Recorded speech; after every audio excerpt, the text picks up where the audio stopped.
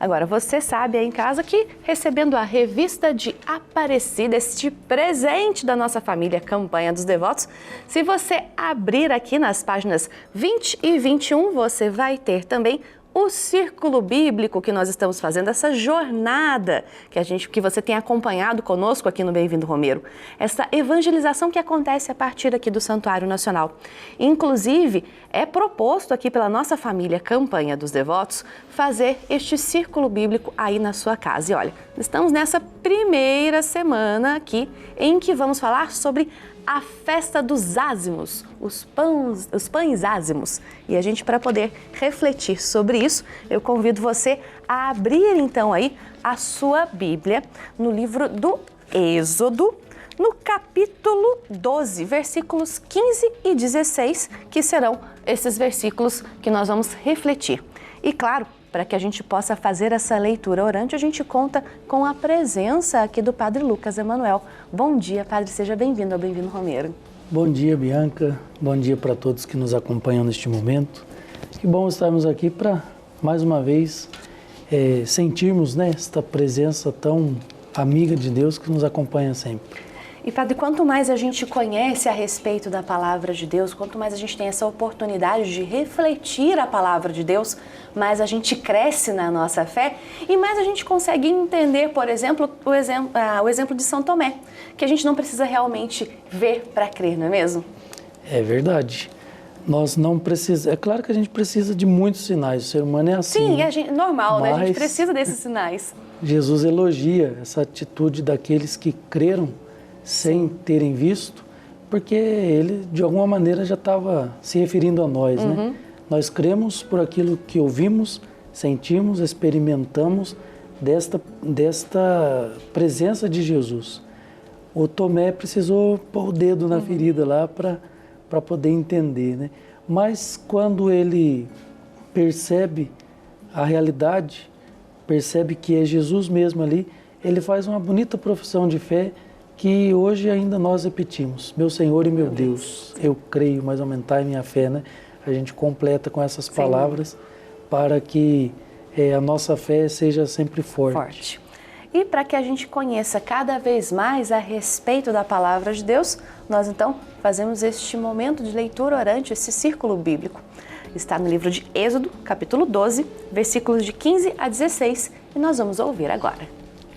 Diz assim a leitura: Durante 7 dias comereis pães ázimos.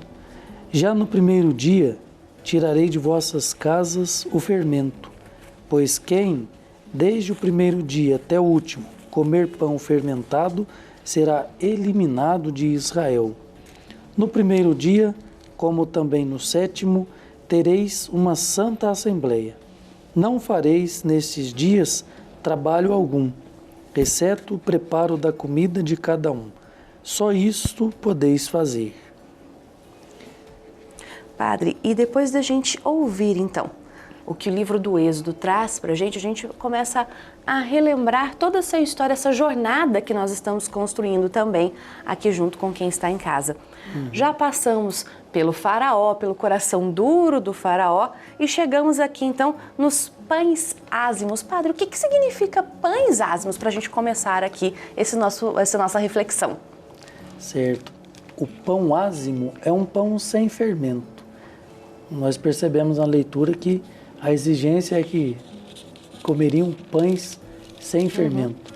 Porque quando eles estavam saindo do deserto, estavam no deserto, fugindo do Egito, desta opressão do faraó, eles sentem fome, sentem sede, mas Deus vai cuidando deles. Então, os pães que caem do céu, que nós chamamos de maná, são pães sem fermento. São pães ázimos. E agora esta festa dos ázimos é para lembrar o judeu o quanto que Deus estava presente na vida deles. Eles estão se preparando daqui a pouco para celebrar a Páscoa. A Páscoa dos judeus traz vários elementos que depois o nosso cristianismo fez uma ressignificação desses elementos, colocando ali Jesus, o Novo Testamento, né? Então, a festa da Páscoa que hoje nós celebramos tem tudo a ver com esta libertação do povo do Egito, com tudo que eles viveram no deserto. Então, os pães ázimos, o maná que caiu do céu, é agora lembrado nesta festa dos ázimos para dizer assim: puxa, Deus sempre esteve conosco. Quando nós tivemos fome, Ele nos deu de comer. Lembra um pouquinho o que Jesus pede para nós depois, né? Estive com fome, me deste de comer. Quer dizer, a ação que Deus faz para nós não é para ficar guardado para a gente tem que se preencher disso, alimentar o nosso espírito disso e também oferecer para o outro. Essa riqueza que vem de Deus é uma riqueza que você distribui e nunca fica sem, não é? É verdade. Pobre daquele que não reparte o que tem, entende? Padre, e a gente fica pensando também nesta riqueza toda de Deus, que não é só, no caso aqui da passagem bíblica, é o alimento físico, mas tem o alimento espiritual também, e que é neste ponto em que a gente hoje se alimenta de Deus todos os dias. O que é a hóstia que a gente recebe, né, na hora da missa? É a Eucaristia. Eucaristia é um pãozinho sem fermento também, é um pão ázimo. E agora, para nós, é a presença real de Jesus. Então, esse link, né, é que tem que ser feito. Deus alimentou o seu povo no deserto, mas até hoje Ele continua alimentando a partir da Eucaristia, que Ele vem para ser essa força de fé, para ajudar a gente a caminhar nos desertos da vida. Padre, tem um ditado, né, que em saco vazio não para de pé. Ah, não para. Se a gente também não se alimentar da palavra de Deus, a gente também não vai parar de pé. A gente vai, é óbvio, continuar aí, mas a gente vai se sentir muito fraco, muito vazio, sem nada, sem um motivo para viver, não é mesmo? Exatamente. A minha avó até dizia assim que, assim como o saco vazio não para em pé, um cristão sem Jesus, sem Eucaristia, também não vai parar em pé. Porque é a força, é algo que vem para te impulsionar na vida, que vai te fazer superar todas as outras dificuldades. Não é só uma questão, não é uma questão material, né? A Eucaristia não vai matar a sua fome de pão, do corpo. Sua fome física, literalmente. Isso, a fome física. Mas ela vai te saciar por inteiro, porque ela te reveste da presença de Jesus. É Ele mesmo que te abraça para te fazer forte diante de todas as situações da vida, né? Então a Eucaristia é esse remédio.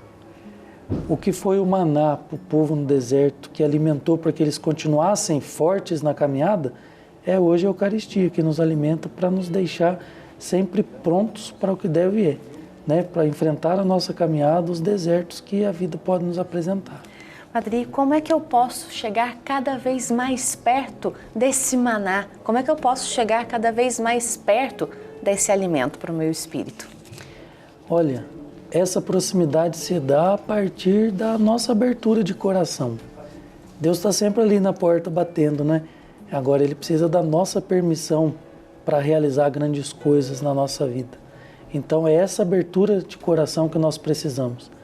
Se sabemos que Ele vem para nos fortalecer, qual que é a nossa resistência então em poder abrir o coração para que Ele possa vir ficar conosco, nos ajudar nas dificuldades da vida, não é? Sem dúvida. Eucaristia é vida.